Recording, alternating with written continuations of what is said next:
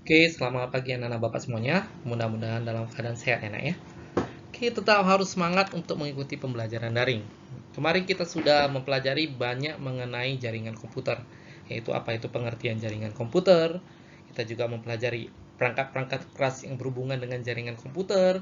Kita juga sudah mempelajari jenis-jenis jaringan komputer, ya berdasarkan penggunaan kabel atau nirkabel, berdasarkan daerah cakupannya atau luas daerahnya. Dan kali ini kita akan membahas mengenai penyusunan komputer klien dengan komputer server, yang biasa disebut dengan nama topologi jaringan komputer. Topologi jaringan komputer adalah penyusunan komputer yang sedemikian rupa, yang diperuntukkan agar pertukaran informasi menjadi cepat, jelas, dan efisien. Topologi jaringan sering dipergunakan pada jaringan-jaringan lokal. Contohnya adalah Local Area Network atau biasa disebut dengan nama LAN, Metropolitan Area Network atau biasa disebut dengan MAN, maupun Wide Area Network atau biasa disebut dengan nama WAN. Oke, jenis topologi jaringan itu terdiri dari yang paling pertama adalah topologi ring. Coba perhatikan topologi ringnya, ya. Topologi ringnya ini, cara kerja topologi ring, setiap node pada sentral memiliki penguat sinyal di kedua sisinya, baik dari sisi klien ataupun sisi servernya. Sehingga setiap perangkat saling bekerja sama untuk menguatkan sinyal. Jadi sinyalnya itu untuk topologi ring itu sangat kuat. Nah, alat tersebut bernama token akan membantu saat proses penerimaan maupun penerusan sinyal. Itu ciri khasnya. Kemudian cara kerja topologi ring ini, selain setiap node itu memiliki penguatan signal, juga token juga dapat berfungsi sebagai pengantar data jika dibutuhkan oleh suatu node. Itulah cara kerja topologi ring. Nah, bagaimana dengan keuntungan topologi ring? Keuntungan topologi ring itu yang pertama adalah mudah untuk dirancang. Ini mudah ya, dirancang. Di sini ada printer, klien, server, ini juga klien. Nah, untuk level rangkaian yang sederhana, topologi ring ini termasuk yang lebih bagus. Ya, jelas sederhana ya. Bentuknya itu adalah satu lingkaran atau bentuknya seperti cincin. Ya, dibandingkan dengan pilihan-pilihan lain. Contohnya itu kalau misalkan kita bandingkan dengan topologi bus atau topologi peer-to-peer. Nah, jelas ini lebih bagus. Kenapa? Karena ada penguatan signal baik dari masing-masing node, baik dari servernya ataupun baik dari kliennya, menggunakan token untuk memvalidasi ya signal-signal yang diterima maupun yang diberikan. Nah, kemudian apa lagi dilakukan untuk menambah aplikasi baru atau menambah hardware baru? Itu sangat-sangat mudah, ya, mudah untuk melakukan instalasi baru. Kemudian perhatikan penggunaan kabelnya itu sangat-sangat hemat. Nah, kecepatan aliran data itu tergolong sangat-sangat tinggi. Kemudian kalau resiko collision karena aliran data itu berjalan satu arah. Nah, collision itu apa? Tabrakan data. Jadi pada saat si klien yang satu ini, klien si A ini mengirimkan data ke server, si klien B ini mengirimkan data ke server, itu tidak bisa terjadi collision. Kenapa? Karena si A dulu masuk dulu tokennya ke server, kemudian si klien B masuk ke server.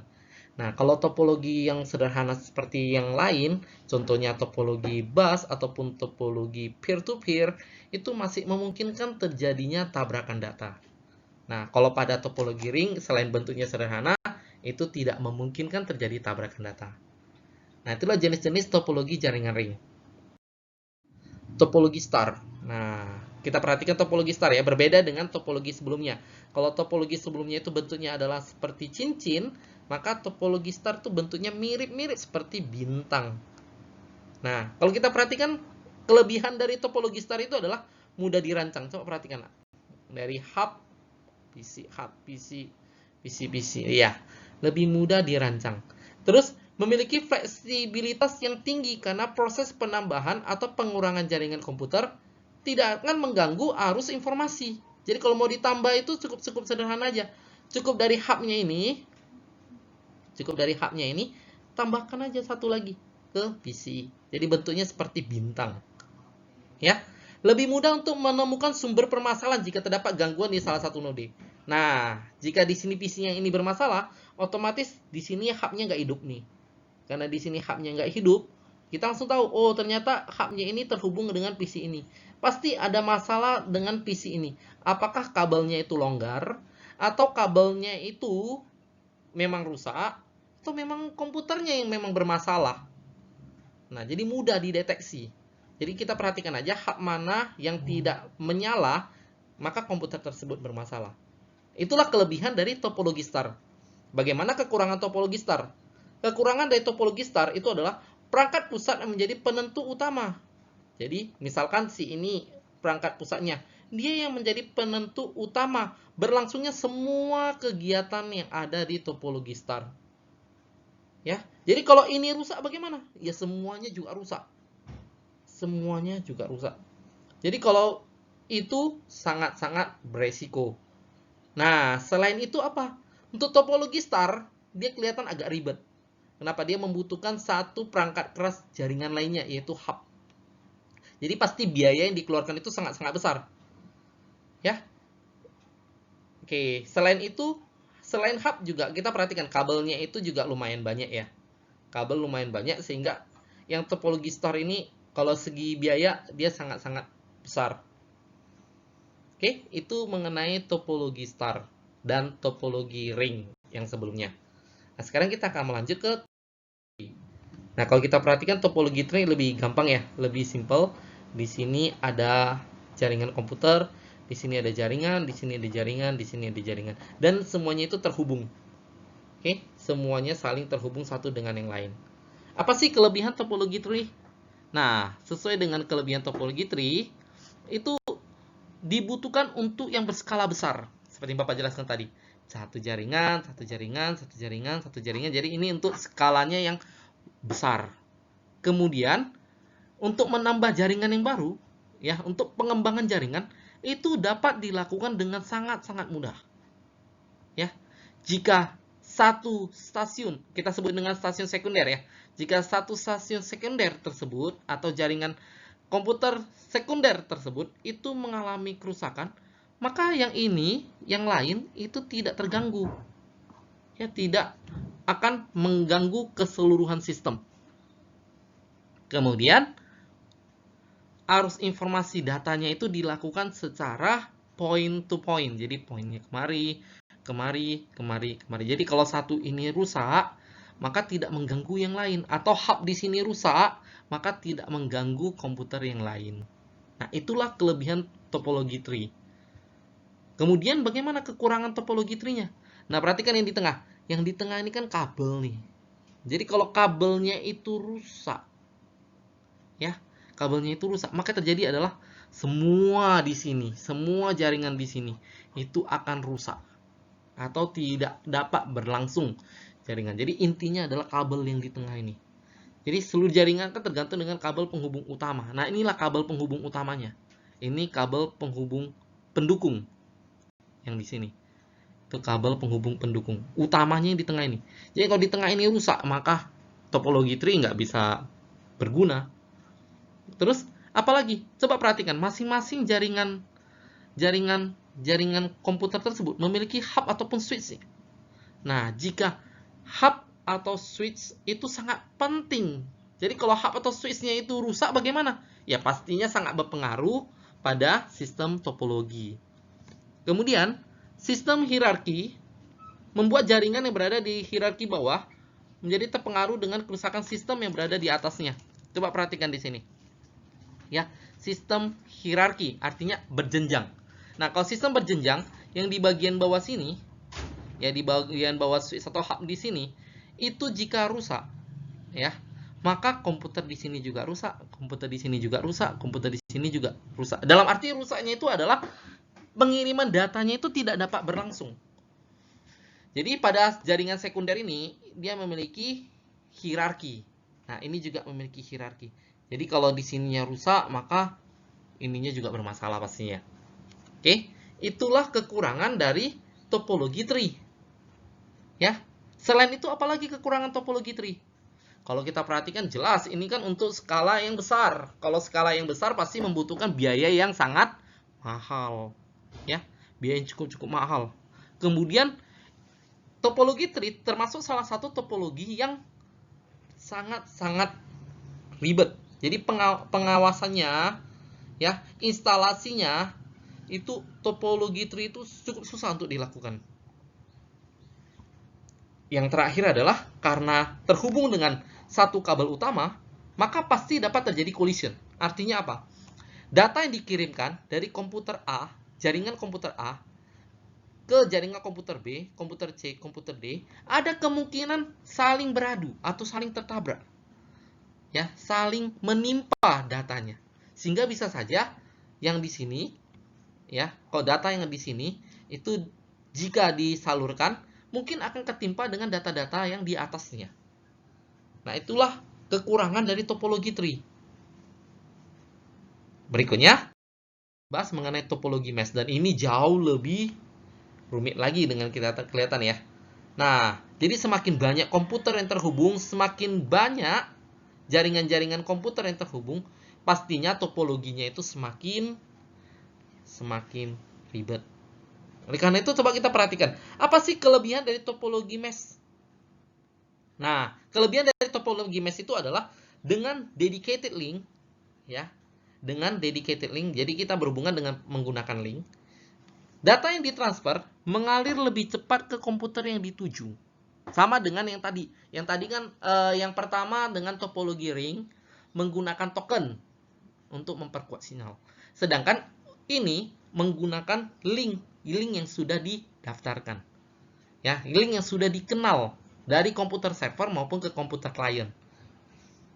Jadi, kalau linknya sudah dikenal, jadi kita cukup menggunakan link yang tersebut. Sehingga data yang kita transfer itu jauh lebih cepat. Kemudian, kalau salah satu komputer tersebut rusak, ya tidak akan mempengaruhi jaringan yang lain. Kenapa? Karena kita kan menggunakan link dalam pengirimannya. Ya, kemudian yang ketiga, pasti sangat terjamin. Ya, keamanan datanya baik di komputer klien maupun komputer server pasti sangat terjamin. Kemudian, kalau salah satu komputer rusak, pasti mudah teridentifikasi. Kenapa? Karena linknya kan nggak bisa, ya, nggak bisa digunakan lagi linknya. Jadi pasti sangat mudah terdeteksi. Nah, itulah kelebihan topologi mesh. Sedangkan kekurangan topologi mesh bagaimana? Pastinya menggunakan banyak kabel di sini ya. Coba perhatikan. Di sini kabelnya itu sangat banyak. Ya, pasti menggunakan banyak kabel. Jadi kalau menggunakan banyak kabel, pasti port input outputnya juga pasti banyak. Port I/O-nya juga pasti banyak. Ya, port I/O itu port input output ya. Jadi satu komputer itu pada dasarnya hanya memiliki satu port seperti yang Bapak jelaskan sebelumnya. Jadi pastinya kalau seperti ini port input outputnya itu pasti banyak. Pasti banyak menggunakan hub atau switch di sini. Oke, itu kekurangannya. Kemudian bagaimana? Kalau kita perhatikan ini cukup ribet kan? Jadi proses instalasinya juga cukup susah. Nah, kalau proses instalasinya cukup susah, ya pasti biayanya juga cukup mahal. Itulah topologi mesh. Mengenai topologi hybrid. Nah, topologi hybrid, coba kita perhatikan di sini. Topologi hybrid itu mengkombinasikan, ini topologi tree, ini topologi ring, ini topologi mesh. Coba kita perhatikan. Ketiga topologi itu saling dihubungkan. Artinya apa? Topologi hybrid ini adalah mengkombinasikan beberapa jaringan atau beberapa topologi sekaligus. Mengkombinasikan beberapa topologi sekaligus. Tentunya pasti ada kelebihan dari topologi hybrid, ya. Dan jelasnya ini kalau dikombinasikan beberapa jaringan sekaligus, pastinya fleksibel dan efisien. Karena dapat memadukan beberapa jaringan topologi yang berbeda tanpa perlu melakukan suatu perombakan yang besar-besaran. Kemudian, kelebihan topologi hybrid yang kedua adalah tipe jaringannya bisa disesuaikan tergantung tujuan yang ditentukan. Nah, yang ketiga itu adalah kecepatan datanya itu lumayan cukup stabil. Itu kelebihan topologi hybrid. Kekurangan topologi hybrid yaitu biayanya itu sangat-sangat mahal. Kenapa? Karena kan menggabungkan beberapa jaringan komputer. Satu jaringan saja mahal, apalagi beberapa jaringan digabungkan jadi satu. Pastinya itu sangat-sangat mahal. Selain pasti sangat mahal, instalasinya itu juga cukup ribet atau cukup rumit. Nah, inilah jaringan yang paling banyak menggunakan perangkat keras komputer. yang paling banyak menggunakan perangkat keras itu jaringan topologi hybrid. Nah, jaringan-jaringan tersebut tadi bisa saja menggunakan hub, switch, router, access point, LAN card, ataupun wireless card. Itulah mengenai topologi hybrid. Topologi linear. Nah, kalau topologi linear itu cukup gampang ya. Nah, topologi linear itu terdiri dari satu kabel ya. Nah, kabel itu terdiri dari banyak node. Di sini node. Ya, di sini persimpangan ini namanya node ya. Oke, apa sih kelebihan topologi linear? Kalau mau dikembangkan atau mau diteruskan ini sangat-sangat mudah. Ya, mudah dalam melakukan pengembangan jaringan. Kemudian efisien dalam pemakaian kabel. Sehingga biaya yang dikeluarkan itu lumayan murah. Nah, skema jaringannya itu sederhana dan mudah dibangun. Cukup sederhana, satu kabel utama terhubung dengan kabel pendukung untuk ke masing-masing komputer atau perangkat keras jaringan. Jadi kalau mau nambah atau pengurangan terminal itu ya lumayan gampang. Oke. Nah, apa sih kekurangan topologi linear? Nah, resikonya seperti ini. Data yang dikirimkan dari satu komputer ke komputer lain itu datanya bisa saling tertabrak nih. Atau disebut dengan nama collision. Jadi potensi untuk terjadi collision itu cukup tinggi. Ya, baik untuk skala jaringan kecil maupun jaringan besar, ya, collision itu cukup tinggi. Kemudian bagaimana? Di sini itu tidak seperti yang sebelumnya. Kalau sebelumnya menggunakan link atau token, di sini itu nggak ada. Jadi kekurangan untuk keamanan data itu sangat-sangat kurang. Kemudian jika ada penambahan jumlah pengguna atau jumlah komputer lain, proses transfernya itu menjadi lambat. Karena kan makin banyak perangkat-perangkat yang terhubung atau mengirimkan data atau mengakses data. Ya pasti sangat-sangat lambat. Jadi wajib menggunakan perangkat tambahan. Ya, jadi kalau udah seperti itu wajib menggunakan perangkat tambahan seperti repeater untuk memperkuat signalnya. Nah, selain itu, jumlah node-node di sini pada dasarnya adalah terbatas. Di sini itu semuanya terbatas. Jadi, ya kita harus menggunakan hub atau switch untuk menambah untuk node-node lain. Oke, jadi kalau kabel utama di sini di tengah-tengah ini rusak, maka semuanya pasti nggak bisa terhubung. Karena jantungnya itu adalah kabel utama yang di tengah ini. Kalau kabel utama di sini rusak, ya semuanya nggak bisa terhubung. Selain itu, kita susah mendeteksi komputer mana yang bermasalah. Apakah komputer ini atau komputer ini. Jadi troubleshootingnya itu susah. Itu topologi linear. Dan adalah topologi peer-to-peer. Nah, topologi peer-to-peer ini gampang ya, sangat gampang. Seperti Bapak bilang, pada dasarnya satu komputer itu hanya dapat terhubung dengan satu komputer saja. Karena masing-masing itu memiliki satu port. Mungkin ini port inputnya dan ini port outputnya. Nah, ini paling sederhana. Jadi kelebihan topologi jaringan peer-to-peer ini adalah komunikasi itu dilakukan tanpa ada perangkat jaringan tambahan. Tanpa menggunakan hub ataupun switch. Jadi, kalau nggak menggunakan itu pasti biayanya sangat-sangat murah ya. Biayanya sangat-sangat murah, kemudian instalasinya juga sangat gampang. Itulah kelebihan dari topologi peer-to-peer.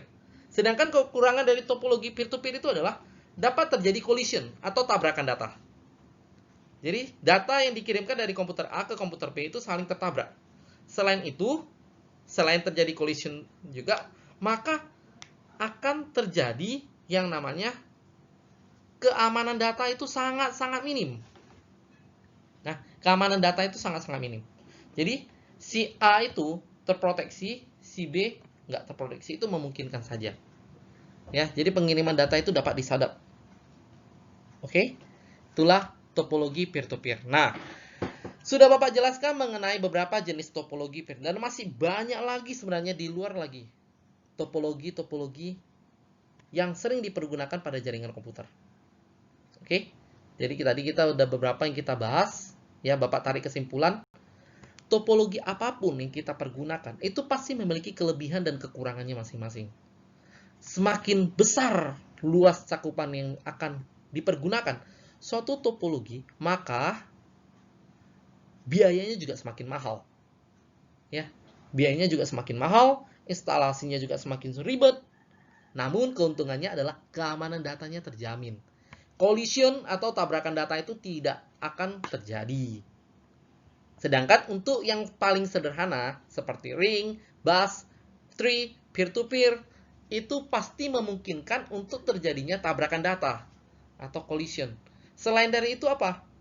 Selain dari itu adalah ada ya jantungnya, atau bisa dibilang ada perangkat keras jaringan utama yang harus dalam kondisi bagus. Kondisi maksudnya seperti gimana kondisi bagus? Ya, kalau perangkat jaringan utama tersebut bermasalah, maka jaringannya itu udah pasti nggak bisa digunakan lagi. Oke, jadi apa kelebihannya kalau untuk yang topologi yang sederhana? Pastinya murah, karena kan kita nggak perlu menggunakan perangkat keras pendukung. Sangat murah, instalasinya juga gampang. Itulah keuntungan dari topologi yang sederhana. Jadi masing-masing itu memiliki kelebihan maupun kekurangannya. Oleh karena itu, bijaklah dalam menggunakan topologi apa yang akan dipergunakan. Ya, topologi ini sangat penting. Kenapa? Agar kita jelas ya pengiriman datanya, keamanan datanya, efisiensinya juga bisa kita tingkatkan. Oke? Demikian dulu pembelajaran dari yang Bapak sampaikan. Jika ada yang tidak berkenan, di hati anak-anak Bapak minta maaf dulu sebelumnya. Ya. Akhir kata Bapak ucapkan selamat pagi.